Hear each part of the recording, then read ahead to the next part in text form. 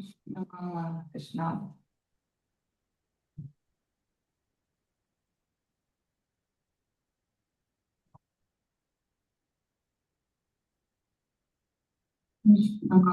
கிருஷ்ணா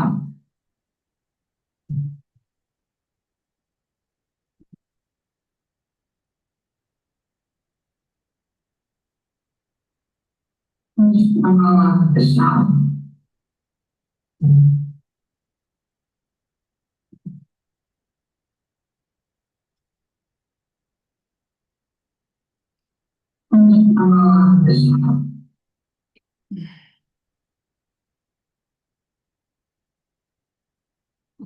ஓம் நமோ பகவதே வாசுதேவாய. ஓம் நமோ பகவதே வாசுதேவாய. ஓம் நமோ பகவதே வாசுதேவாய.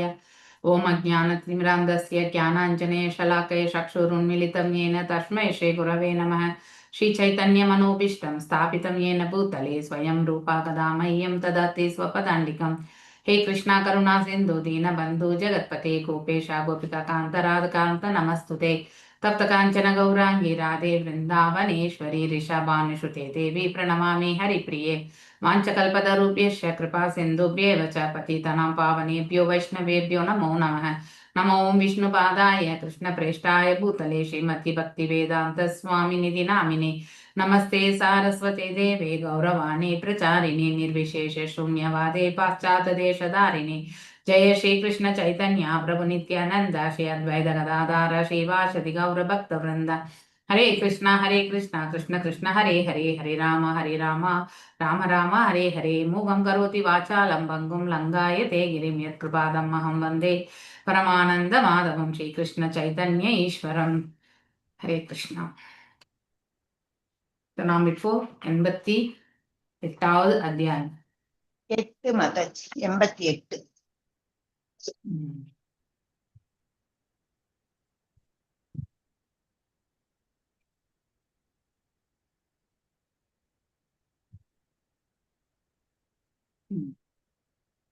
ஸோ இந்த இதுல வந்து நம்ம சிவபெருமான் வந்து இந்த விருக்ஷா அப்படின்னக்கூடிய அசுரன் இல்லையா. ஸோ அவன் என்ன பண்றான், வரம் கேட்டு ஸோ அவருடைய தலையிலே கையை வைக்க போகக்கூடிய அந்த அத்தியாயம் தான் இது ஆக்சுவலி நம்ம படிக்க போறது. ஸோ எஸ் கலாவதி மாதாஜி படிங்கோ. புக் இருந்தா ராஜலட்சுமி மாதாஜி அதுக்கப்புறம் சித்திரலேಖ மாதாஜி டேர்ன் எடுத்துக்கோங்க சரிங்களா. ஒரு 3 பேராகிராஃப் படிச்சுட்டீங்கன்னா அப்புறம் 3 பேராகிராஃபா நம்ம விளக்க உரைக்கு போகலாம் சரிங்களா. ஹரே கிருஷ்ணா மாதாஜி. ஹரே கிருஷ்ணா மாதாஜி. பிரணாம். அத்தியாயம் 88. சிவபெருமான் விடுவிக்கப்படுகிறார். கிருஷ்ணரின் பெரும் பக்தரான பரீட்சித் மகாராஜா ஏற்கனவே முக்தி பெற்றிருந்தார். என்றாலும் தெளிவு பெறுவதற்காக அவர் சுகதேவ கோஸ்வாமியிடம் பல கேள்விகள் கேட்டார். முந்தைய அத்தியாயத்தில் பரீட்சித் மகாராஜாவின் கேள்வியாவது வேதங்களின் இறுதி இலக்கியது. சுகதேவ கோஸ்வாமி அது பற்றி விளக்கி கூறுகையில் பரம்பரையில் வந்த அதிகாரபூர்வமான விவரங்களை எடுத்துரைத்தார். அந்த பரம்பரை சனந்தனிலிருந்து ஆரம்பித்து நாராயண ரிஷி, நாரதர், வியாசதேவர் என்று சுகதேவர் வரையிலானது. இறுதி இலக்கு பக்தி தொண்டு என்பது வேதங்களின் முடிவு. புதிய பக்தன் கேட்கலாம், வேதங்களின் இறுதி இலக்கு அல்லது வாழ்வின் இறுதி லட்சியம் பக்தி தொண்டு தளத்திற்கு உயர்வதானால் பகவான் விஷ்ணுவின் பக்தர்கள் பொதுவாக செல்வத்தில் குறைந்தவர்களாகவும் சிவபெருமானின் பக்தர்கள் செல்வம் மற்றும் மிக உலக சிறப்புகள் மிக்கவர்களாகவும் இருப்பது எப்படி? இதே விஷயம் பற்றி விளக்கம் பெறுவதற்காக பரீட்சித் மகாராஜா சுகதேவ கோஸ்வாமியிடம் கேட்டார். சிவபெருமானை வழிபடுபவர்கள் அவர்கள் மனிதர்களானாலும் அசுரர்களானாலும் தேவர்களானாலும் மிக உலக செல்வ சிறப்புகளில் மிக்கவர்களாக இருக்கிறார்கள். சிவபெருமானோ ஏழ்மை மிக்கவர் போல் காட்சியளிக்கிறார். ஆனால் நல்ல அதிர்ஷ்டத்தின் தேவதையான லக்ஷ்மியின் மணாளனான விஷ்ணுவின் பக்தர்கள் செல்வச் சிறப்புகள் அவ்வளவாக இல்லாதவர்களாய் சில சமயங்களில் முற்றிலும் ஏழையாய் இருப்பது ஏன்? சிவபெருமான் மரத்தின் கீழோ அல்லது பனிபடர்ந்த இமயமலையிலோ வாழ்கிறார். அவருக்கென இருப்பிடம் எதுவும் இல்லை. என்றாலும் அவரை வணங்குபவர்கள் செல்வம் விஷ்ணராகிய பகவான் விஷ்ணு எஸ் மாதாஜி விஷ்ணு வைகுண்டத்திலோ இக உலகிலோ எல்லா ஐஸ்வர்யங்களும் நிரம்பியவராக வாழ்கிறார். ஆனால் அவரின் பக்தர்கள் தரித்திரர்களாக காட்சி அளிக்கிறார்கள். இது ஏன்? பரீட்சித் மகாராஜாவின் கேள்வி மிக ஆனது.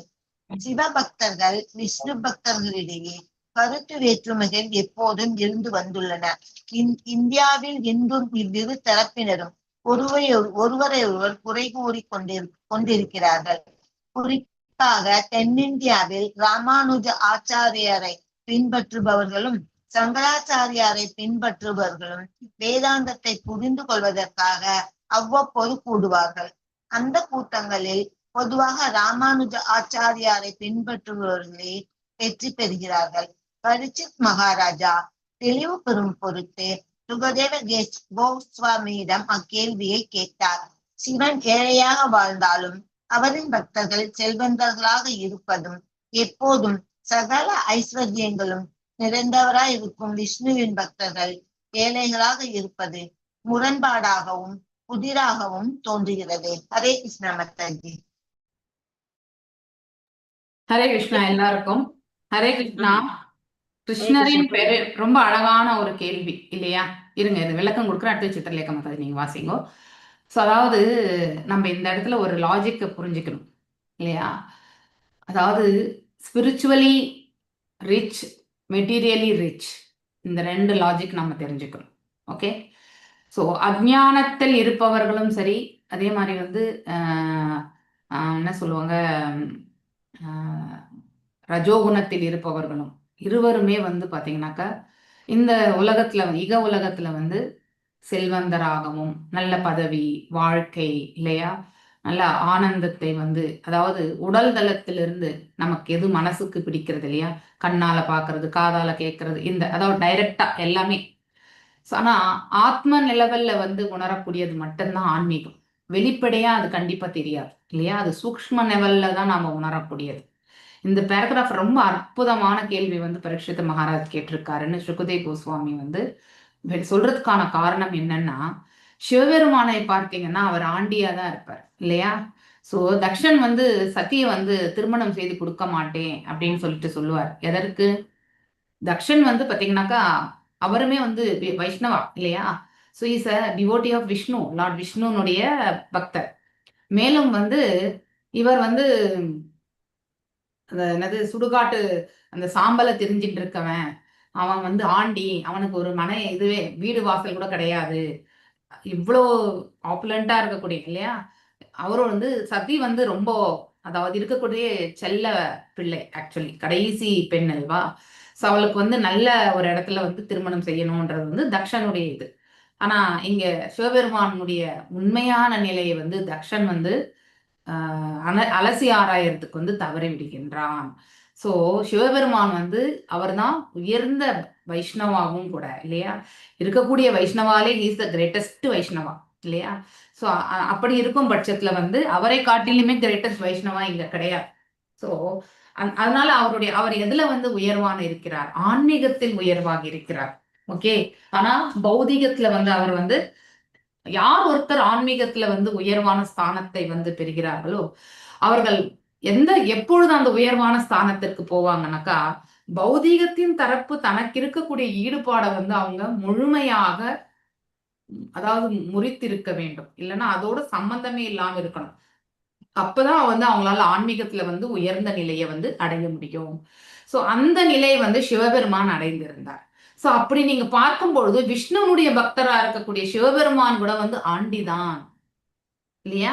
விஷ்ணுனுடைய உயர்ந்த பக்தரா இருக்கக்கூடிய சிவபெருமான் கூட ஆண்டிதான். ஆனா அவங்க எதுல வந்து அவர் வந்து ரிச்சா இருக்கார்? ஆன்மீக தளத்துல வந்து ஈஸ் த சூப்பர் ஆப்புலண்ட் ஆக்சுவலி இல்லையா. ஆன்மீக தளத்துல வந்து அவர் வந்து பொசஸ் த வெல்த், ஆன்மீக செல்வ வளத்தை அவர் வந்து அதிகமாக பெற்றிருக்கிறார் இல்லையா. சித்திகள் எல்லாமே வந்து பெற்றிருக்கார். பகவானிடத்துல பக்தி, அவரால் நினைக்கக்கூடியதை வந்து அடுத்தவங்களுக்கு வந்து வழங்கக்கூடிய தன்மை, மேலும் ரொம்ப கருணை. அதனால சுலபத்துல வந்து அவர் என்ன பண்ணுவார்? வரம் கொடுத்துட்டு மாட்டிப்பார் இல்லையா. வரம் கொடுத்துட்டு மாட்டிக்கக்கூடிய தன்மை வந்து சிவபெருமான கொண்டு. அப்பெல்லாம் வந்து பகவான் தான் வந்து அவருக்கு வந்து ரட்சணை கொடுப்பார். இதையுமே நம்ம படிச்சிருக்கோம், கேள்விப்பட்டிருக்கோம். சின்ன சின்ன சின்ன சிம்பிளான கதைகள் கூட வந்து சிவபெருமானை பத்தி சொல்லும் பொழுது இம்மீடியட்டா வந்து வரம் கொடுக்கறது சிவன் தான். அதனால சிவனை போய் வணங்கு. நீ பெருமாளை வணங்கினீனாக்கா ரொம்ப சோதிச்சுதான் அதுக்கப்புறம் தான் கொடுப்ப அப்படின்ட்டு சொல்லுவாங்க. ஆனா என்ன சோதனை பண்ணுவாருன்னு யாருமே நமக்கு கிளியரா ஒரு ஐடியா கொடுத்ததே கிடையாது. கரெக்டா? நீங்க இதெல்லாம் கேள்வி நான் சிறுபிராயத்துல கேட்டிருக்கேன். சோ அதாவது சிவபெருமானை வணங்கினா நல்ல கணவன் இல்லையா, அடுத்து வந்து ஆஹ் நல்ல செல்வ வளம் இதெல்லாமே கிடைக்கும். கேட்ட உடனே ரொம்ப இலகிய மனசு அவருக்கு. கண்டிப்பா அவருக்கு அந்த இலகிய மனசு இருக்கத்தான் வேண்டும். ஒரு பக்தருக்கு இருக்க வேண்டிய குவாலிபிகேஷன் எல்லாமே அவர்கிட்ட இருக்கு இல்லையா, ஒரு வைஷ்ணவா கிட்ட இருக்கக்கூடிய குவாலிபிகேஷன் அவர்கிட்ட இருக்கு. அதனால அவர் கேட்டத வரத்தை கொடுத்துடுறாரு ஆக்சுவலி. ஆனா அந்த அந்த வரத்தையுமே வந்து பகவானிடம் பெற்ற வரங்களாலதான் அவரும் வழங்குகிறார் இல்லையா. அவர் பகவானுக்கு செய்யக்கூடிய திருத்தொண்டு, அதனால் அவர் பெறக்கூடிய ஆற்றல், இதை கொண்டு அவர் வந்து அனைவருக்குமே வந்து கேட்டதை வழங்கக்கூடிய அந்த இது செய்யறார். ஆனா இங்க இன்னொன்னு பார்க்கணும், நம்ம நம்ம பெருமாளை வணங்கக்கூடியவங்க வந்து ஏன் பாவர்ட்டியிலே இருக்காங்க அப்படின்னு பார்க்கும் பொழுது அவர்களுடைய குறிக்கோள் எல்லாமே வெறுமனே பக்தி தொண்டு மட்டும்தான், வேற எதுவுமே கிடையாது. உத்தமமான பக்தி தொண்டு செய்வதால் அவருடைய திருவடிகளுக்கு சென்று அங்கேயுமே திருத்தொண்டு புரியறதுக்கான பாக்கியத்தை அவர்கள் வேண்டிதான் பக்தி பண்றாங்க இல்லையா. எப்பொழுதுமே என் நிலை ஆயினும் இறைவனுக்கு வந்து திருத்தொண்டு பண்ணணும்ன்ற ஒரே ஒரு குறிக்கோள் மட்டும்தான் பகவானுடைய பக்தர்களுக்கு உண்டு. அததான் நாம் இந்த இடத்துல தெரிஞ்சுக்கணும். அதனுடைய பேக்ரவுண்ட் இதுதான். ஆனா கொஸ்டின் என்ன இந்த இடத்துல யுதிஷ்டிர மகாராஜ் கேட்கிறார், ஏன் பகவானை சேவிக்கிறவங்க வந்து ஏழ்மையில இருக்காங்க. பௌதிக தளத்துல அவங்க ஏழ்மையா இருக்கலாம், ஆனா ஆன்மீகத்துல அவங்க ரொம்பவுமே வந்து ரிச்சானவங்க, அதாவது நல்ல செல்வத்தை உடையவர்கள், அருட்செல்வத்தை பெற்றவர்கள். அவங்க பொருட்செல்வத்துல அவங்க வந்து உயர்வான ஸ்தானம் கிடையாது அப்படிங்கறத வந்து பின்னாடி நம்ம படிப்போம். ஓகே, சோ அந்த கொஸ்டின் ரொம்ப அற்புதமான இல்லையா. இவங்க எல்லாரும் வைஷ்ணவர்கள் எல்லாமே ஏன் ஏழ்மையா தெரியுறாங்க, ஏன் வந்து சிவனை வணங்கக்கூடியவங்க எல்லாம் இவ்வளோ செல்வத்துல இருக்காங்க அப்படின்னு ஒரு கொஸ்டின் வந்து இவர்கிட்ட சுகதேவ் கோஸ்வாமி கிட்ட வந்து பரிஷித் மகாராஜ் கேட்கிறார் இல்லையா. ஸோ இதெல்லாம் வந்து அதாவது தரித்திர நாராயணா இதெல்லாம் கூட நம்ம படிச்சிருக்கோம் இல்லையா. ஸோ அதாவது பகவானை சேவிக்கிறதுனால இவங்க என்னைக்குமே வந்து வாழ்க்கையில வந்து செல்வ வளத்தை பெற முடியாது. ஆனா உண்மையான செல்வ வளத்தை அவர்கள் ஆல்ரெடி அடைந்திருப்பார்கள். நித்தியமான செல்வத்தை அவர்கள் ஆல்ரெடி அடைந்திருப்பார்கள். அந்த செல்வம் வந்து சூக்ஷ்மமான உடையில மட்டும்தான் உணர முடியும். நம்ம இந்த பிசிக்கலா வந்து நகைகளா வைடூரியமா போட்டு நம்ம இருக்கும் பாருங்க, அதெல்லாம் வந்து தெரியாது. உண்மையிலே வைடூரியம் ரத்தினம் போன்ற அவங்களுடைய அந்த ஆன்மீகத்தினுடைய குவாலிட்டி அந்த மாதிரி இருக்கும். ஓகே, சோ அந்த அளவுக்கு நம்ம அதை வந்து கம்பேர் பண்ணிக்கலாம். ஓகே, எஸ் மாதாஜி வாசிங்க. ரொம்ப அழகான டாபிக். செல்ஃப் சாட்டிஸ்ஃபைடு, செல்ஃப் கண்டெய்ன்டா இருப்பாங்க ஆக்சுவலி. பௌதிகத்துல அவங்களுக்கு எதுவுமே தேவை கிடையாது. என்ன அதாவது simple life and high thinking, அதுதான் ஒரு வைஷ்ணவானுடைய குவாலிட்டி. அதை நம்ம சிவபெருமானுடைய வாழ்க்கையில இருந்து நம்ம தெரிஞ்சுக்கலாம் இல்லையா. எஸ், வாசிங்க மாதாஜி. ஹரே கிருஷ்ண மாதாஜி. சிவனை வழிபடுபவர்களும் விஷ்ணுவின் பக்தர்களிடையேயும் காணப்படும் முரண்பாடுகளை பற்றி மகாராஜா பரீட்சித் கேட்ட கேள்விக்கு சுகதேவ கோஸ்வாமி விடை கூற துவங்கினார். சிவபெருமான் ஜடசக்தியின் அதிகாரி. அவர் ஜடசக்தியின் பிரதிநிதியாக துர்கா தேவியின் கணவரும் ஆவார். துர்கா தேவி முற்றிலும் சிவபெருமானின் ஆதிக்கத்தில் இருப்பதால் அவரே ஜடசக்தியின் மீது முழுமையான ஆதிக்கம் செலுத்துகிறார். ஜடசக்தி சாத்வீக குணம், தீவிர குணம், அறியாமை குணம் ஆகிய முக்கணங்களாக வெளிப்படுகிறது. எனவே சிவன் இம்மூன்று தன்மைகளின் அதிகாரி ஆவார். கட்டுண்ட ஆத்மாக்களின் நன்மைக்காக சிவன் ஜடசக்தியின் முக்கணங்களோடு சம்பந்தப்பட்டிருந்தாலும் அவரே இயக்குனராகையால் அக்குணங்கள் அவரை பாதிப்பதில்லை. கட்டுண்ட ஆத்மாக்கள் இந்த மூன்று குணங்களால் பாதிக்கப்பட்டாலும் அவற்றின் அதிகாரியான சிவன் அவற்றால் பாதிக்கப்படுவதில்லை. சிவனை வழிபடுபவர்களும் விஷ்ணுவை வழிபடுபவர்களும் ஒரே விதமான பயனை பெறுவார்கள் என்று அறிவில் குறைந்தவர்கள் எதிர்பார்க்கிறார்கள். இது இவ்வாறல்ல என்பதை சுகதேவ கோஸ்வாமி கூறுவதிலிருந்து நாம் அறியலாம். சிவனை வழிபடுபவர்கள் ஒரு விதமான பயனையும், விஷ்ணுவை வழிபடுபவர்கள் வேறு வகையான வெகுமதிகளும் பெறுகிறார்கள். அவர் தெளிவாக கூறுகிறார். இது பகவத்கீதையிலும் கூறப்பட்டுள்ளது. வேறான தெய்வங்களை வணங்குபவர்கள் அந்தந்த தெய்வம் அளிக்க வல்ல வெகுமதியை பெறுகிறார்கள். அதுபோலவே சக்தியை வழிபடுபவர்கள் அதற்கான வெகுமதியை அடைகிறார்கள். பித்திருக்களை வணங்குபவர்கள் அதற்கான வெகுமதியை பெறுகிறார்கள். ஆனால் பக்தி தொண்டில் ஈடுபட்டு விஷ்ணுவாகிய பகவான் கிருஷ்ணரை வழிபடுபவர்கள் வைகுண்ட லோகம் அல்லது கிருஷ்ண லோகத்தை அடைகிறார்கள். சிவனையோ பிரம்மாவையோ வேறெந்த தெய்வத்தையோ வழிபடுவதால் பரவியோமம் எனப்படும் பரமான ஆன்மீக உலகத்தை அடைவதற்கில்லை. இந்த பௌதிக உலகம் இயற்கையின் முக்குணங்களிலால் விளையவாகையால் இம்மூன்று குணங்களிலிருந்து பல வகையான தோற்றங்கள் ஏற்படுகின்றன. பௌதிக விஞ்ஞானத்தின் உதவியுடன் இன்றைய நாகரிகத்தில் பல்வேறான இயந்திரங்களும் வசதிகளும் ஏற்படுத்தப்பட்டுள்ளன.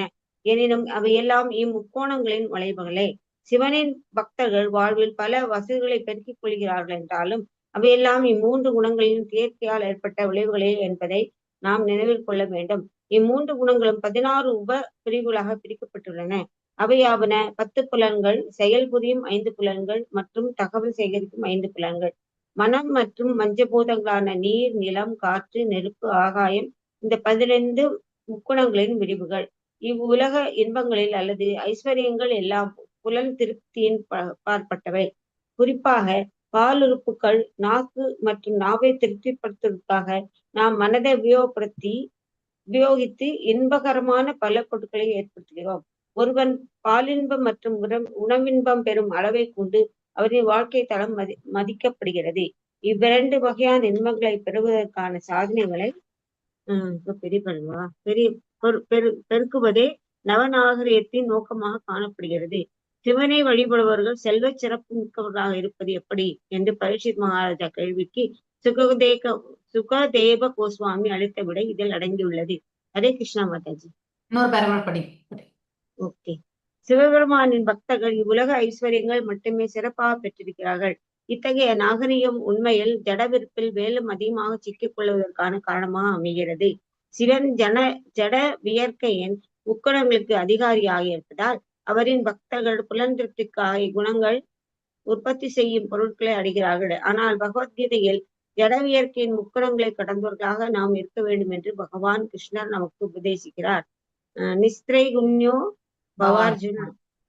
முக்குணங்களை கடந்து நிற்பது மனித வாழ்வு பெற்றதின் நோக்கம். ஒருவன் நிஸ்திரை குண்யனாக இருந்தாலன்றி ஜடச்சிக்கலினின்று விடுபடுவதில்லை. அதாவது சிவபக்தர்கள் செல்வ சிறப்பு மிக்கவர்களாக தோன்றினாலும் மனித வாழ்வின் உண்மையான இலக்கை அடைவதற்கான நலன்களை அவர்கள் செல்வமிருந்து பெறுவதில்லை. ஹரே கிருஷ்ணா. Very nice. ரொம்ப அழகான பர்பட் இது இல்லையா? ஸோ இப்போ இந்த கேள்வி கேட்டதை சுகதேவ கோஸ்வாமி அங்கீகரிக்கிறார் இல்லையா? ரொம்ப அற்புதமான கேள்வி கேட்டாங்கன்னு சொல்லிட்டு மேலும் இதற்கான ஒரு பதிலையுமே அவர் கொடுக்கிறார். சிவபெருமானை வழிபடுபவர்கள் விஷ்ணு பக்தர்களை இடையும் காணப்படும் முரண்பாடு, எஸ்பெஷலி நம்ம தமிழ்நாட்டில் இது உண்டு இல்லையா? So we always have that contradictory thing. நான் சைவம், நான் வைஷ்ணவம், ஸோ இப்படி அப்படிங்கிற அந்த இது ஸோ உண்மையிலே இந்த பிரபஞ்சத்திற்கு தாய் தந்தை யாரு? பெற்றோர்கள் யார் நமக்கு? சிவனும் மற்றும் பார்வதி தான் இல்லையா? சோ பார்வதி என்பவர் தான் நமக்கு இந்த மாயாதேவி ரூப துர்கையாக நம்மளுக்கு இருக்காங்க.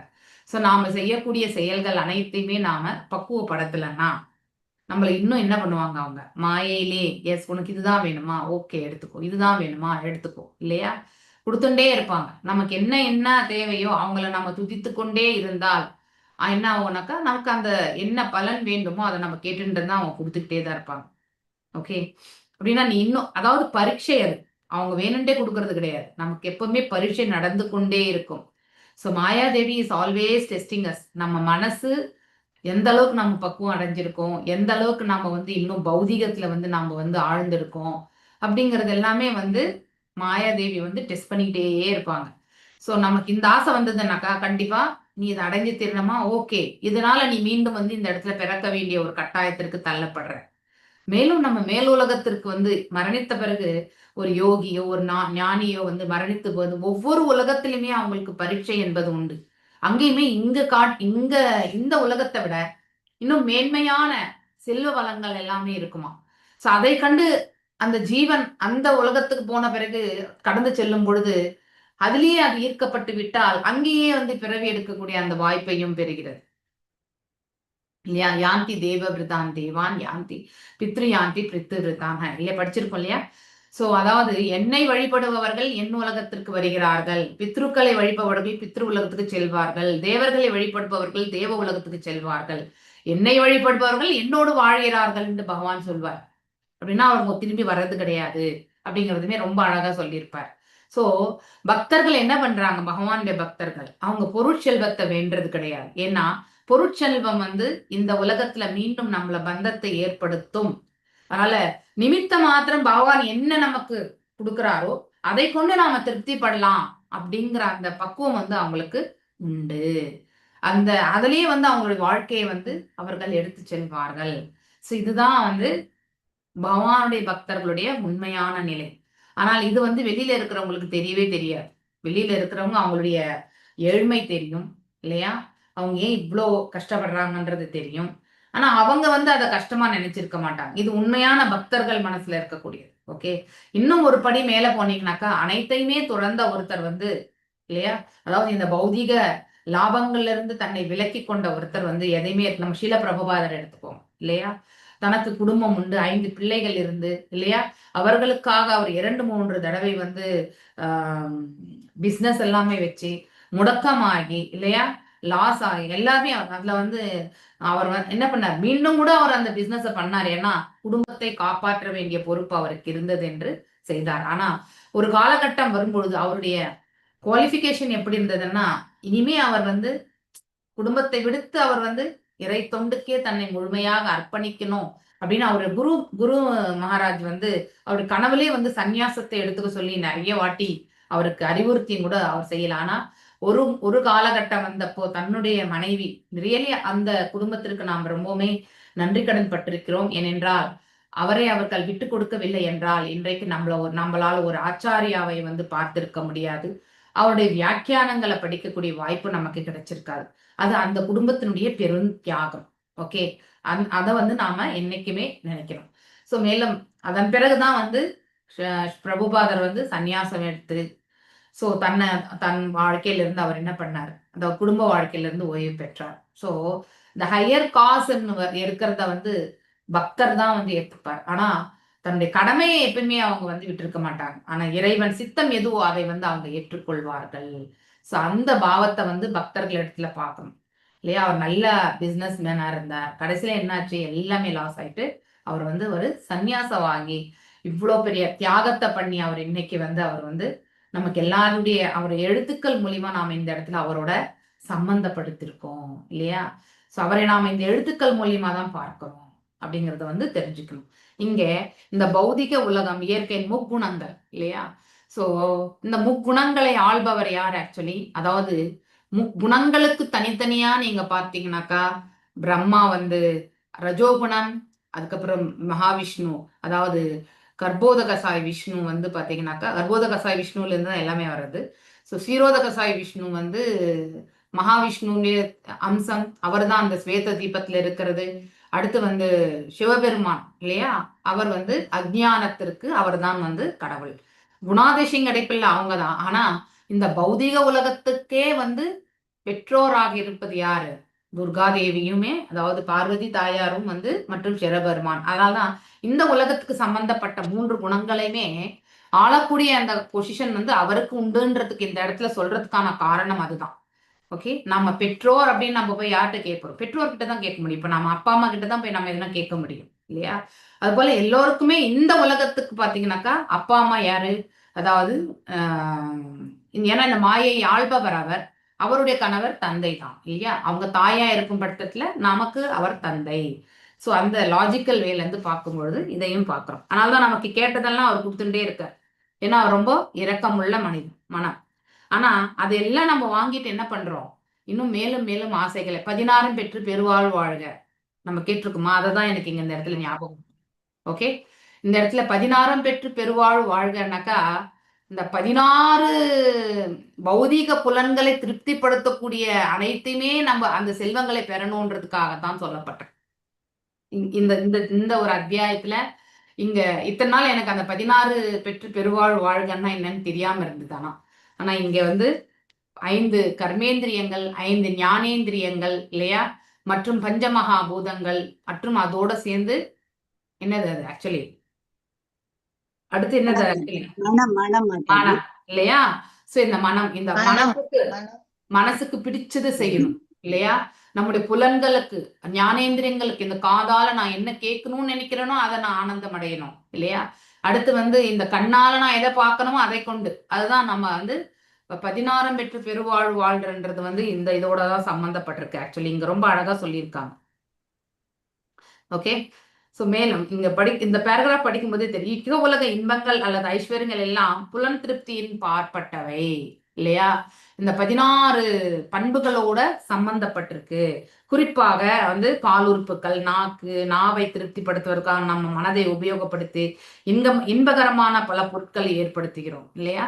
ஸோ இன்னைக்கு ஒரு சின்ன வீட்டில் இருக்கோம், அதை வீடை இடிச்சிட்டு நம்ம பெருசா ஒரு புதிய வீடு கட்டுறோம், அதுக்கு ஒரு ஏசி போடுறோம் இல்லையா? நார்மலா இப்போ வந்து ஏசி இல்லாம வாழ்ந்திருப்போம், அடுத்து ஒரு ஏசி அப்படின்னா என்ன அர்த்தம்? நம்ம உடல்தள கம்ஃபர்ட்டை வந்து நம்ம என்ன பண்றோம்? அபிவிருத்தி பண்ணிட்டே போறோம். எதன் அடிப்படையில? நம்முடைய வருமானத்தின் அடிப்படையில இல்லையா? வருமானம் இல்லைன்னா நம்ம அதை செய்ய மாட்டோம் இல்லையா? அதே போலதான் ஒருவன் இந்த மாதிரி 2 வகையான, அதாவது ஒருவன் பாலின்பம் மற்றும் உணவின்பம் இந்த பெரும் அளவை கொண்டே அவன் வாழ்க்கை தரம் மதிப்பிடப்படுகிறது. ஒருத்தர் வந்து இந்த 2த்துக்குமே அடிமை ஆயிட்டான்னு வச்சுக்கோங்களேன், அவங்களுடைய குவாலிட்டி ஆஃப் லைஃப் வந்து பாத்தீங்கன்னாக்கா அஜ்ஞானமா தான் இருக்கும். ஓகே, 2 வகையான இன்பங்களை பெறுவதற்காக என்ன பண்ணுவான்? ரொம்பவுமே உழைக்க வேண்டியதா இருக்கும் இல்லையா? பெருக்குவதே நவநாகரிகத்தின் நோக்கமாக இன்றைய பொழுது நாம எல்லாருமே வந்து எக்கனாமிக் டெவலப்மெண்ட் போறது வந்து இந்த புலன் திருப்திக்காகத்தான். ஓகே, ஸோ நாக்கு ருச்சிக்காகத்தான் இல்லையா? நம்ம ஏதோ ஒரு கெட் டுகெதர் பண்றோம், எங்கேயா ஹோட்டல் போலாமா, சாப்பிடலாமா, வரலாமா இல்லையா? 10 பேர் கூடி அதுதான் நம்ம செய்யறோம். ஸோ அதே நம்ம வீட்டில் வந்து பகவானுக்கு நைவேத்தியம் பண்ணி நம்ம வந்து பஜன் பண்ணி பகவானை திருப்திப்படுத்தி அந்த பிரசாதத்தை ஸ்வீகரிக்கலாம் சொல்லக்கூடியவங்க யாராவது இருக்காங்களா? இல்லவே இல்லை இல்லையா?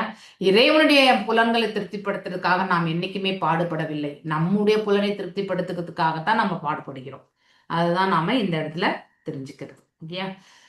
சிவபெருமானின் பக்தர்கள் அதனால்தான் ஐஸ்வர்யங்களோடு இருக்காங்க. ஆனா அந்த ஐஸ்வர்யம் என்ன பண்ணும்? நம்மள மேலும் மேலும் இந்த உலகத்துல வந்து பிறவி எடுக்கிறதுக்கான கர்மங்களை செய்ய தூண்டும். ஸோ அதாவது நம்ம ஒன்றை பௌதிகத்தை அபிவிருத்தி செய்து கொண்டு போக போக என்ன ஆகுனாக்கா அதை நாம வந்து அன்றாட வாழ்க்கையில் நாம செய்யக்கூடிய செயல்களால் பௌதிக தளத்துல அது நம்மளை வந்து அதனுடைய புண்ணியம் மற்றும் பாவ விளைவுகள் வந்து நமக்கு வந்து பந்தப்படுத்தும். ஒரு இந்த புண்ணிய பாவங்கள்ல வந்து கட்டுண்ட நிலைக்கு போகுனா அவங்க மீண்டும் மீண்டும் வந்து இந்த உலகத்திற்கு வர வேண்டிய ஒரு கட்டாயத்திற்கு வந்து அவர்கள் வந்து தள்ளப்படுகிறார்கள். அதனால்தான் திரைகுண்யா விஷயாவேதா நிஸ்திரைகுண்யா பவார்ஜுனா அப்படின்னு வந்துட்டு பகவான் வந்து 2nd சாப்டர்லயே வந்து பகவத்கீதையில சொல்லியிருக்கார் இல்லையா? ஸோ முக்குணங்களை கடந்து நில் பார்த்தா அப்படின்னு சொல்றார் பகவான். யாருக்கு? அர்ஜுனருக்கு. 3 குணங்கள் வந்து உன்னை இந்த இடத்துல பந்தப்படுத்தும். ரஜோகுணமும் பந்தப்படுத்தும், சத்துவகுணம் கூட வந்து பந்தப்படுத்தும். சுத்த சத்துவ நிலைக்கு போனா மட்டும்தான் நம்ம வந்து விடுதலைக்கான மார்க்கத்திற்கே போக முடியும் அப்படிங்கிறது வந்து ரொம்ப அழகா சொல்லப்பட்டிருக்கு. எஸ் ராஜலட்சுமி மாதாஜி வாசிக்கும். சுகதேவ் கோஸ்வாமி. ஹரே கிருஷ்ண மாதாஜி. மாதாஜி எத்தனாவது பக்கம் மாதாஜி? தயவுசெய்து சொல்லுங்க. இது 930 மாதாஜி, 930. நான் லேட்டா ஜாயின் பண்ணது. No problem. Yes Rajalakshmi Mataji. Hare Krishna Mataji. Sukhadevi Goswami மேலும் கூறினார், முழுமுதற் கடவுள் ஜடவியற்கையின் முக்குணங்களை கடந்தவராய் இருக்கிறார். முழுமுதற் கடவுளிடம் சரணமடைவர்கள் ஜட வியற்கையில் கட்டுப்பாட்டில் இருந்து விடுபட்டு இருக்கின்றான் என்று பகவத்கீதையில் கூறப்பட்டுள்ளது. எனவே ஹரி பக்தர்கள் இயற்கையின் முக்குணங்களின் பாதிப்பைகளை கடந்தவராய் இருப்பதால் ஹரிநாமம் பரமநாபவர் என்று தெளிவாகிறது. ஆதலால் ஹரி அதாவது கிருஷ்ணர் ஆதிபுருஷன் என்று ஸ்ரீமத் பாகவத்தில் கூறப்பட்டுள்ளது. 2 வகையான பிரகிருதிகள் அதாவது சக்திகள் உள்ளன. அவையானவை உள்ளுறவை சக்தி மற்றும் புறசக்தி. இவ்வாறு பிரக்திகளின் அதிகாரி கிருஷ்ணவரே ஆவார். அவர் சர்வ திரிக் அதாவது இவ்விரு சக்திகளின் மேற்பார்வை உள்ளவர். அவர் உபதிருஷ்டா அதாவது உயர் ஆலோசகர் என்றும் அழைக்கப்படுகிறார். அவர் உயர் உலோக கரகையால் எல்லா தேவர்களுக்கும் மேலானவர். தேவர்கள் அனைவரும் அவர் குறிப்பிடுகிற வழியில் செயல்படுகிறார்கள். எனவே ஒருவன் பகவத்கீதையின் ஸ்ரீமத் பாகவதத்தில் பகவான் கொடுத்துள்ள கட்டளைகளை பின்பற்றி நடந்தால் அவன் நிர்குணனாக, அதாவது ஜடகுடங்களில் பாதிப்புகளும் அதனால் ஏற்படும் விளைவுகளும் அதிகரிக்கும். புருஷோத்தமாகிய முழுமுதற் கடவுள் வழிபடுபவன் இவ்வுலக செல்வ சிறப்புகளால் கர்வமடையால் அடையாமல் கிருஷ்ண உணர்வில் ஆன்மீக முன்னேற்றம் அடைகிறான். நிர்குண நிரந்தர அமைதியும் பயமின்மையும் தார்மீக உணர்வும் அறிவும் துறவும் உடையவளாகி இருக்கிறான். இவையெல்லாம் ஜட இயற்கையின் பாதிப்பினால் ஏற்படும் மாசுக்களில் இருந்து விடுபட்டதற்கான இருக்கிற அடையாளங்கள். பரீட்சித் மகாராஜின் கேள்விக்கு விடை அளிக்கையில் அவரது பாட்டனாரனான ராஜா யுதிஷ்டர் வாழ்க்கையில் நடைபெற்ற ஒரு சம்பவத்தை சுகதேவ கோஸ்வாமி குறிப்பிட்டார். யுதிஷ்டர் புகழ்மிற்ற அஸ்வமேத யாகத்தை செய்து முடித்த பின் யஜ்ஞ மண்டத்தில் குழுமியிருந்த அறிஞர்களுடன் இங்கு கேள்வியை கேட்டார். சில பக்தர்கள் செல்வந்தர்களாகி இருப்பதும் விஷ்ணு பக்தர்கள் அவ்வாறு இல்லாததும் எப்படி? பரிஷத் மகாராஜா தான் கிருஷ்ணரின் உறவினர் என்பதையும் அவரின் மூதாதையர்கள் முழுமுதற் கடவுள் நெருங்கிய சம்பந்த உடையவர்கள் என்பதையும் எண்ணி உற்சாகம் பெற வேண்டும் என்றதற்காக அவரிடம் சுகதேவ கோஸ்வாமி உமது பாட்டனான யுதிஷ்டர் என்று குறிப்பிட்டு சொன்னார். கிருஷ்ணர் இயல்பாகவே திருப்தியுடையவரானாலும் மகாராஜா யுதிஷ்டர் இக்கேள்வியை கேட்ட பொழுது இக்கேள்விகளுக்கான விடைகள் கிருஷ்ணர் உணர்வு சமுதாயம் மிகுந்த பயன் பெறுவது என்பதால் மேலும் திருப்தி அடைந்தார். பகவான் கிருஷ்ணர் ஒரு குறிப்பிட்ட பக்தனிடம் ஏதாவது கூறும் பொழுது அது அந்த பக்தனுக்காக மட்டுமே கூறப்படுவதில்லை, மனித சமுதாயம் முழுவதும் நலனுக்காக கூறப்படுவதாகும். முதலான தேவர்களும் கேட்டு பயன் பெற்றவர்களாக கவையாகும். உயிர்வாழிகள் நலனுக்காக இவ்வுலகில் அவதரிக்கும் முழுமுதற் கடவுளின் அறிவுரைகளை கேட்டு பயன்பெறாதவன் உண்மையில் மிகுந்த துர்பாகியசாலி ஆவான். Hare Krishna Mataji. Thank you very much. Yes, இப்போ முழுமுதற் கடவுள் ஜட இயற்கையின் முக்குணங்களை கடந்தவராகிறார்.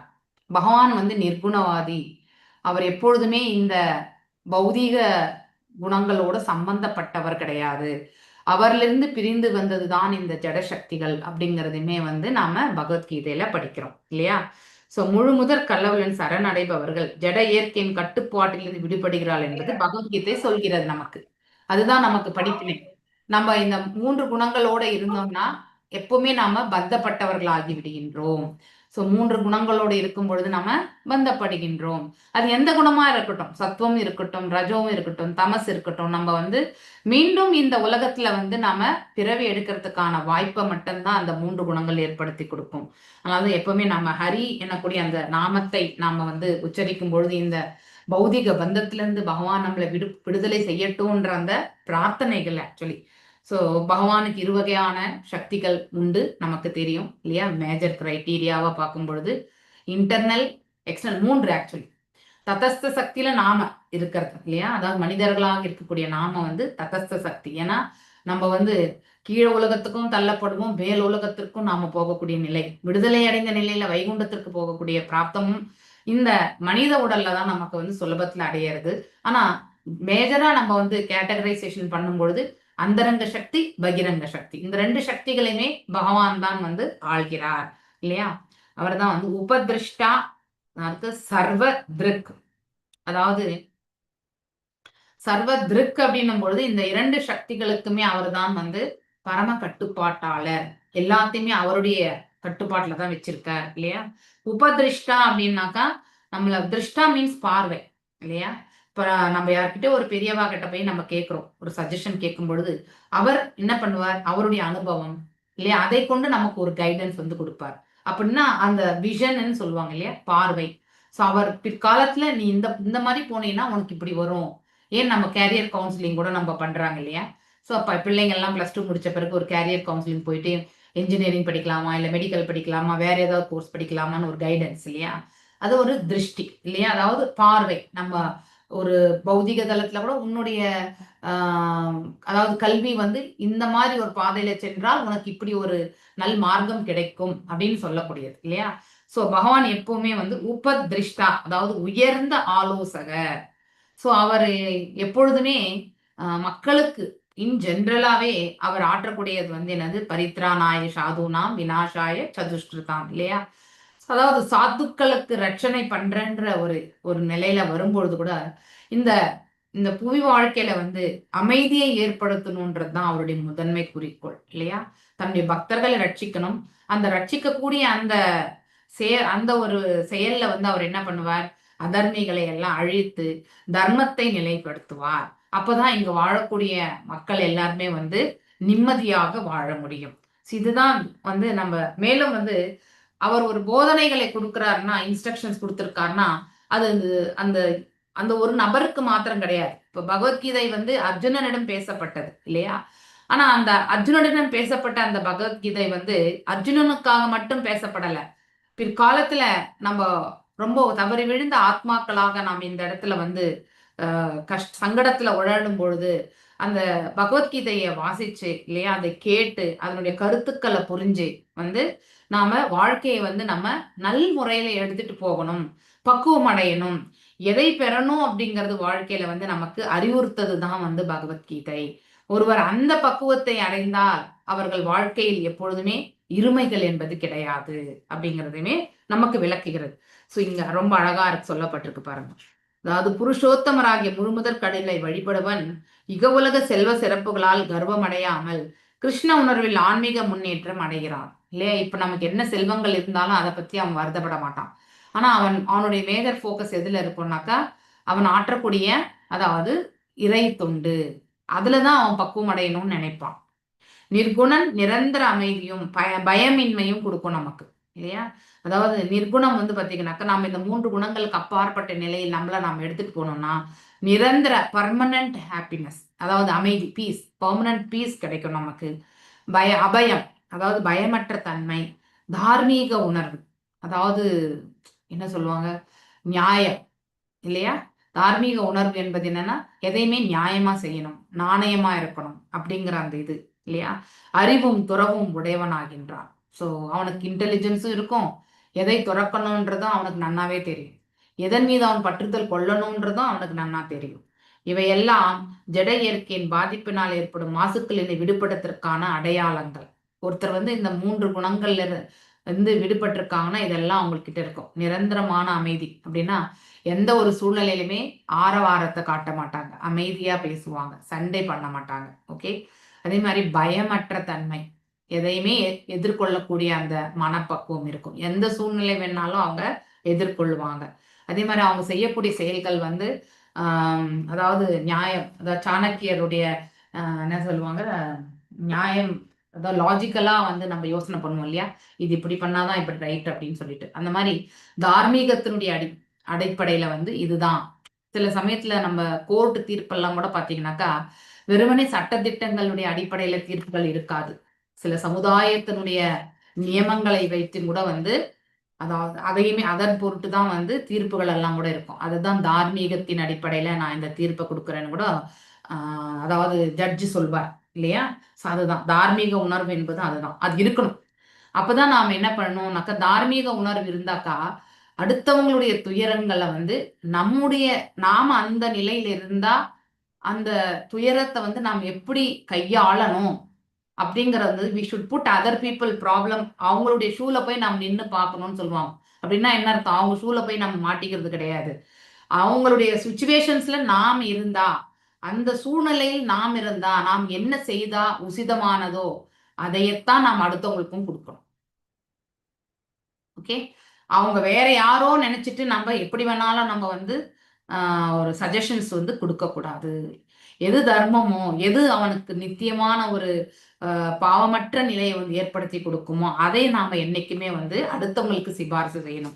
இந்த சுபாவம் வந்து கண்டிப்பா அந்த நபருக்கு வரும். ஓகே. மேலும் இன்டெலிஜென்ஸும் இருக்கும்.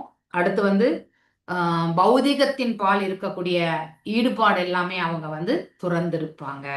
ஸோ இதெல்லாம் தான் குவாலிட்டிஸ்ன்னு சொல்லப்பட்டிருக்கு. இங்க இப்ப என்ன பண்றாரு, பரீட்சித் மகாராஜாவுக்கு வந்து இதே ஒரு சுச்சுவேஷன் வந்து அவர் கேட்ட அந்த கேள்வியை வந்து அந்த ராஜசூய யாகத்தின் பொழுது யுதிஷ்ட மகாராஜாவும் இதே கேள்வியை கேட்டதாக நினைவு கூர்ந்து, ஸோ இந்த இடத்துல வந்து அவருடைய பாட்டனார் யுதிஷ்டர் அப்படிங்கிற ஒரு ரெஃபரன்ஸா வந்து சொல்றதா அந்த கௌரவத்தை வந்து கனெக்டிங் இல்லையா? ஸோ ஏன்னா பாண்டவர்கள் வந்து பகவானோட உறவினர்கள் தான் இல்லையா? இந்த பிரபஞ்சத்துல வந்து அவர்கள் வந்த பொழுது பகவான் அவதரித்த போது அவர்கள் வந்து ரிலேஷன் தான் இல்லையா? ஸோ அந்த ஒரு நெருங்கிய சம்பந்தத்தை வந்து இந்த இடத்துல மேற்கோள் காட்டி ஸோ இங்க பரீட்சித் மகாராஜையுமே வந்து கௌரவிக்கிறதாக இந்த இடத்துல இந்த பேராகிராஃப்ல ரொம்ப அழகா உமது பாட்டனார் என்று சொல்லப்பட்டிருக்கு. கிருஷ்ணர் இயல்பாகவே திருப்தி உடையவரானாலும் யார் ஒருத்தர் 3 குணங்களுக்கு அப்பாற்பட்டிருக்காங்களோ அவங்களுக்கு இந்த பௌதிக இச்சைகள் மீது அவங்களுக்கு எந்த ஏக்கங்களும் இருக்காது இல்லையா. ஆனா அவர் இயற்கையிலேயே வந்து நிர்குணவாதி. ஆனால் மகாராஜ் யுதிஷ்டர் இக்கேள்வி கேட்ட பொழுது இக்கேள்விக்கான விடைகளால் கிருஷ்ண உணர்வு சமுதாயம் மிகுந்த பயன்பெறும் என்பதால் மேலும் திருப்தி அடைந்தார். பகவான் கிருஷ்ணர் ஒரு குறிப்பிட்ட பக்தனிடம் ஏதாவது கூறும் பொழுது இல்லையா, அர்ஜுனரிடம் பகவத்கீதை பேசினார் இல்லையா. கடைசியில வந்து அவர் இந்த பிரபஞ்சத்தை விட்டு கோலோகம் போன்றதுக்கு முன்னாடி உத்தவ கீதை வந்து பேசப்பட்டது உத்தவர் இடத்துல.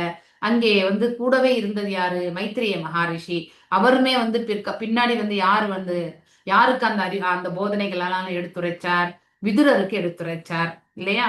சோ இப்படி வந்து பகவான் வந்து அந்த நீதி வந்து எதுக்கு உத்தவரை வந்து பத்ரிகாசிரமத்திற்கு போக சொன்னார், யாருக்காவது தெரியுமா? நீங்க இப்ப ராதிகா மாதாஜியோட படிச்சுட்டு தான் இருக்கீங்க.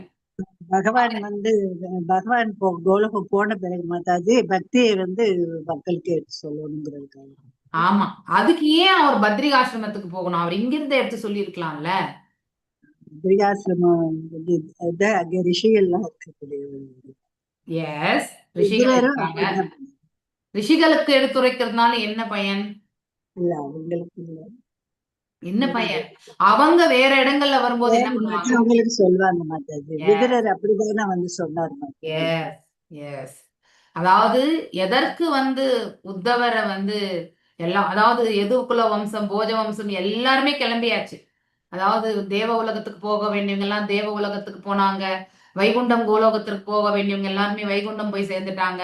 இப்ப இருக்கிறது உத்தவர் ஒருத்தர் தான். ஓகே, உத்தவரும் கிருஷ்ணரும் தான். கிருஷ்ணர் வந்து மேல போறார் இல்லையா. இதுக்கு உங்களுக்கு முன்னாடி கூட சொன்னேன், அவருடைய மரணம் வந்து கிருஷ்ணருடைய மரணம் என்று ஏன் அது சொல்லப்பட்டது அப்படின்னாக்க காரணம் என்ன? ஹலோ, மரணம் சொன்னதை விட மறைந்து விட்டார்னு சொன்னோம். ಒಳಗಡೆ ಬಂದು ಕೊಟ್ಟೋಗಿಪ್ಪ, ಪೇ ಮಾಡ್ಬೇಕಾ?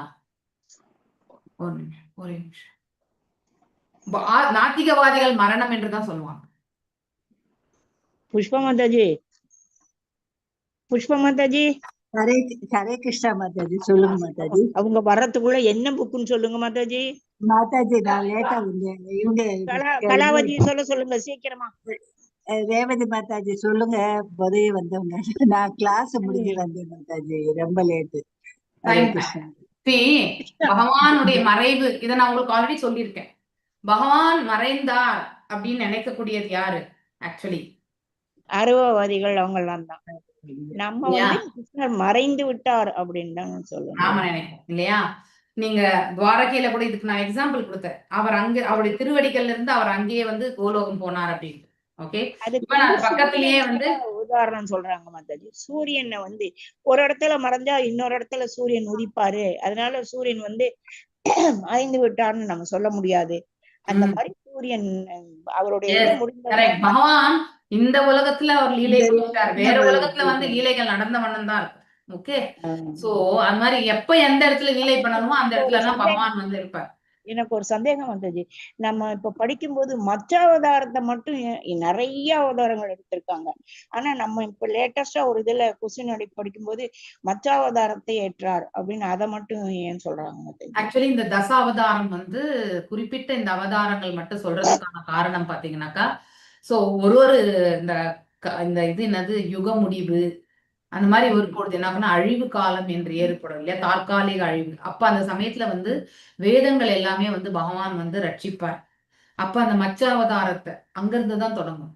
நீங்க அவதாரங்களே பாத்தீங்கன்னா மச்ச, அடுத்து கூர்ம, அடுத்து வந்து மாராய இல்லையா, அடுத்து வந்து நரசிம்மர், இப்படி இந்த வரிசையா இந்த இடத்துல முடிஞ்சதுன்னா இன்னொரு இடத்துல இதே இதுதான் வந்து தொடர்ந்துன்றோம், நடந்துட்டே இருக்கும். ஆமா, okay, that's how it is. So வேதங்கள்ல நம்ம ரெஸ்கியூ பண்ணலன்னா நம்ம அடுத்து இந்த வாழ்வு நிலையே வந்து எந்த ஒரு ஆதாரம் இல்லாம போயிடும் இல்லையா. அதுக்காகத்தான். ஸோ அதனால பகவான் வந்து ஏன் வந்து போதனைகள் கொடுக்கிறாருன்னா ஒருத்தருக்கு மாத்திரம் கிடையாது, அது என்டையர் சமுதாய பிரிவுக்கே வந்து நன்மை பயக்கக்கூடியதா இருக்கும். ஸோ அந்த நபரை காரணமா கொண்டுதான் வந்து அதற்கு ஒரு சூழ்நிலையை வர வச்சுதான் பகவான் கொடுப்பார். ஓகே, சிவன் அவர் வந்து அந்த வேடுவனால் கால் அடிபட்டு அவர் வந்து இந்த பிரபஞ்சத்தை விட்டு நீங்கணும் அப்படிங்கறது கூட வந்து நாத்திகவாதிகளை திருப்திப்படுத்துறதுக்காக தான் அதையுமே செய்தார் அப்படின்னு சொல்லப்படுறது. இதுதான் உண்மையான காரணம். இதை நான் உங்களுக்கு ஆல்ரெடி சொல்லியிருக்கேன் இல்லையா? நான் ஒரு பக்தனிடம் தனிப்பட்ட அக்கறை செலுத்தி அவனை நலன் விரும்பும் போல செய்ய படிக்கணும் இல்லையா? ஃபைன், வாசிங்க. யார் வாசிக்கிறீங்க? ஹரே கிருஷ்ணா.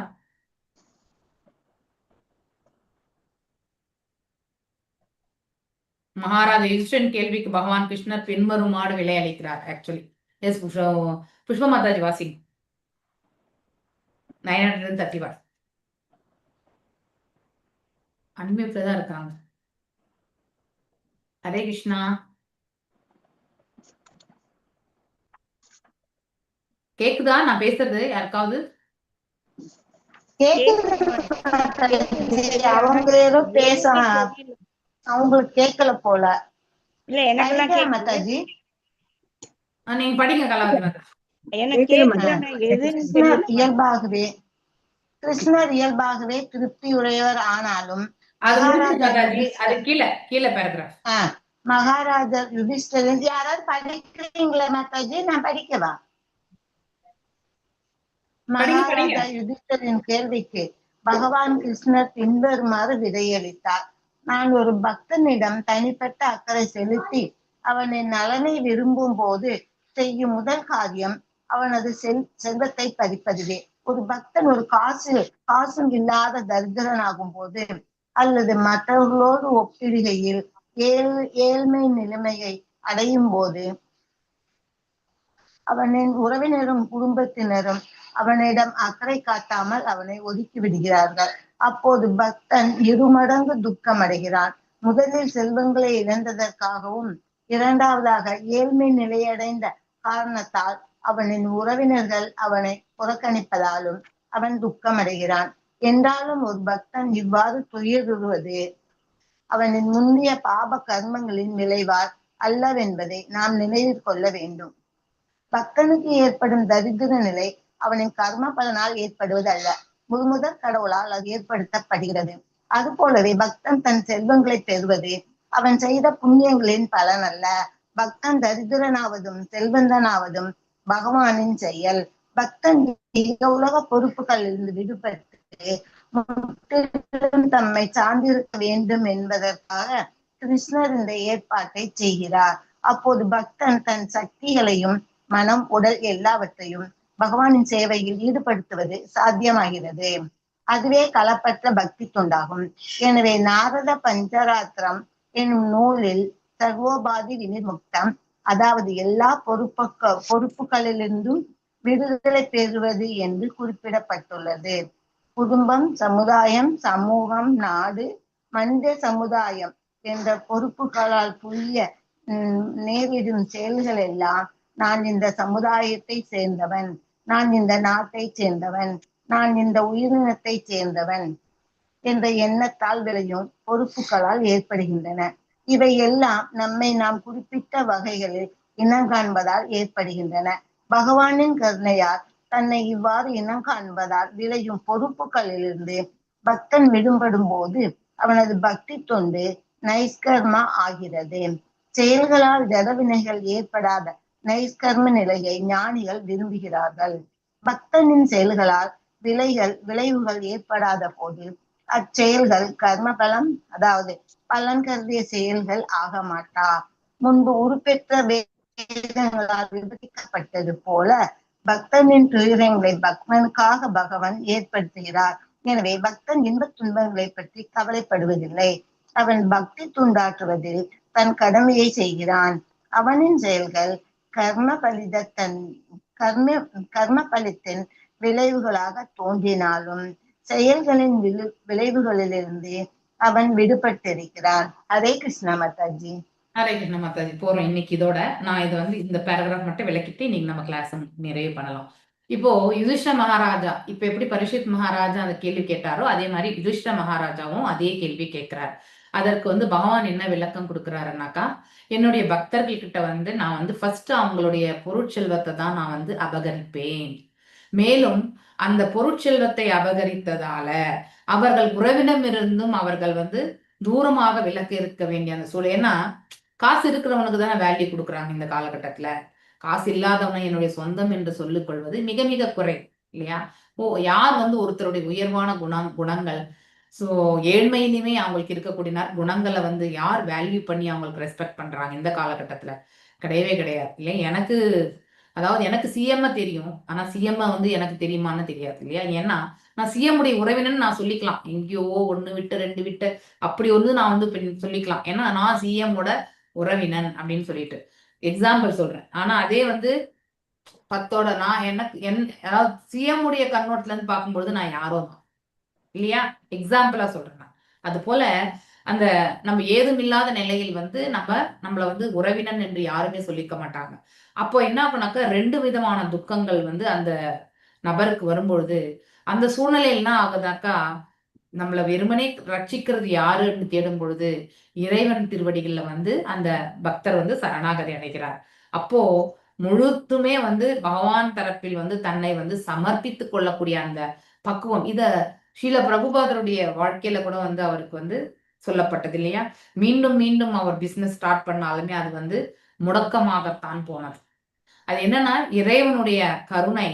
அவர் வந்து இந்த பிசினஸ்ல இன்வால்வ் இருக்கக்கூடாது, அவர் செய்ய வேண்டியது அறப்பணி இல்லையா? அதாவது தெய்வீகமான இந்த பணியில அவர் தொடரணும்ன்றது வந்து இறைவனுடைய விருப்பம். அதை வந்து அவர் நிறைவேற்றணுன்றதுக்காக தான் பகவான் வந்து அந்த இடத்துலயே அது கட் ஷார்ட். ஓகே, இதை நாம நன்னா தெரிஞ்சுக்கணும்.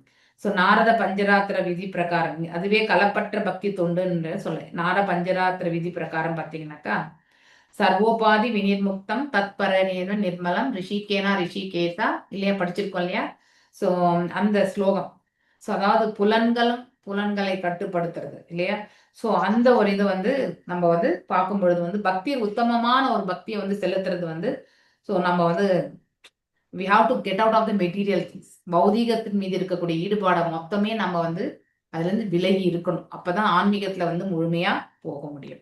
இல்லைன்னா இன்னும் அந்த பந்தப்பட்ட மனநிலையோட என்னுடைய வீடு, என்னுடைய நாடு இல்லையா, என்னுடைய மக்கள், என்னுடைய உறவினர்கள், என்னுடைய சொந்த பந்தங்கள், என்னுடைய நண்பர்கள் இல்லையா, அப்படிங்கிற அந்த உணர்வு கொண்டே நாம் என்ன பண்ணுவோம்? செயல்படும். எது வரைக்கும் நாம் இந்த உணர்வு கொண்டே நாம் செயலாற்றுகின்றோமோ அப்போ ஆட்டோமேட்டிக்கலி நாம பந்தப்படுகின்றோம். எது வரைக்கும் இதெல்லாம் படைப்புமே இறைவனோடது அப்படின்னு அவரோட சம்பந்தப்படுத்தி நாம வந்து நம்முடைய செயல்களை பக்குவப்படுத்துறோமோ அப்ப நம்ம ஆற்றக்கூடிய காரியங்களுமே வந்து பக்குவப்படுகிறது இல்லையா? மேலும் வந்து இந்த இடத்துல பக்தனின் செயல்களால் விளைவுகள் ஏற்படாத செயல்கள் கர்ம பலம், அதாவது பலன் கருதிய செயல்கள் ஆகவே ஆகாது இல்லையா?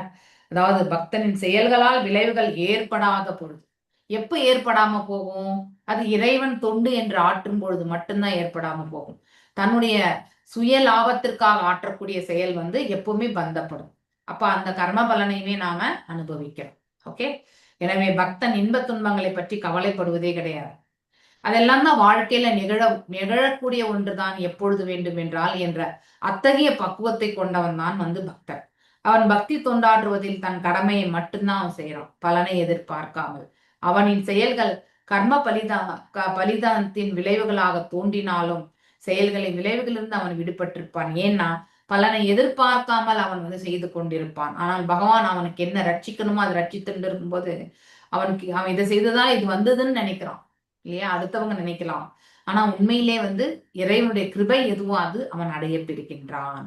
ஓகே, சோ அவனுக்கு வந்து பௌதீக செல்வங்களே வந்து அவனுக்கு கிடைக்க பெறணும்னு இருந்தா கூட, ஃபார் எக்ஸாம்பிள் குச்சேலர் வந்தார் இல்லையா? சோ அவர் ஒரு பிடி அவளுக்கே அவர் வீடு வந்து மாட மாளிகை ஆனது இல்லையா? ஆனா அவர் வந்தது அதுக்குதான் வந்தார், ஆனா கேட்கவே இல்லை அவர் இல்லையா? சோ அவர் வந்து பகவானோட சந்திச்சு ஆனந்தத்துல அவர் வந்து திரும்பி போறார். வீட்டுக்கு போனா தன்னுடைய மனைவி இடத்துல எவ்வளவு விஷயங்கள் கேட்க வேண்டுமே இல்லையா? அதாவது வீட்டுல வறுமையை சொல்லி நீ ஏதாவது வாங்கிட்டு வாங்கன்னு அனுப்புனா, ஆனா நான் எதுவுமே கேட்கலையே அப்படின்ட்டு வருவோம். ஆனா வீடு வந்த பொழுது பகவான் அவர் கேட்காமலே அதை கொடுத்துட்டார். So that is the advantage actually. Okay, so இதோட நான் இன்னைக்கு இந்த இடத்துல வந்து மார்க் பண்ணி வச்சுக்கோங்க, பேஜ் நம்பர் 933ல அந்த பேராகிராஃப். ஓகே, அடுத்த வாரம் நம்ம இதை முடிச்சிருக்கோம். நிறைய இருக்குல்ல, இது பெரிய சாப்டர் தான். ஆமாங்க, இது ஒரு சாப்டர் பெருசு, அதுக்கு அடுத்து எல்லாமே சின்னதுதான் இல்லையா? ஆமாங்க, அப்புறம் 2 சாப்டர் தான் வந்தாச்சு. இன்னும் ஒரு மேக்சிமம் ஒரு வாரம் அப்படி இருக்கும், அதுக்கு மேல ஒரு 2-3 வாரம் முடிச்சிருக்கோம். ஹரே கிருஷ்ணா. அக்டோபர்ல அதை ஆரம்பிச்சிருக்கோம். ஹரே கிருஷ்ணா. ஹரே கிருஷ்ணா மாதாஜி. இதுவெல்லாம் ஜல்தியா படிச்சிடலாம் மாதாஜி. வேதமூர்த்திகள் அதுதான் மாதாஜி கொஞ்சம் லேட் ஆகும். இது கொஞ்சம் ஜல்தியா சொல்லிக்கலாம் மாதாஜி. ஹரே கிருஷ்ணா மாதா. ஹரே கிருஷ்ணா. वाञ्छकल्पतरुभ्यश्च कृपासिन्धुभ्येव च पतितानां पावनेभ्यो वैष्णवेभ्यो नमो नमः। अनंत कोटि वैष्णव वृंद की जय। नामचले हरिदास सागर की जय। हरे कृष्णा कृष्ण कृष्ण हरे हरे, हरे राम राम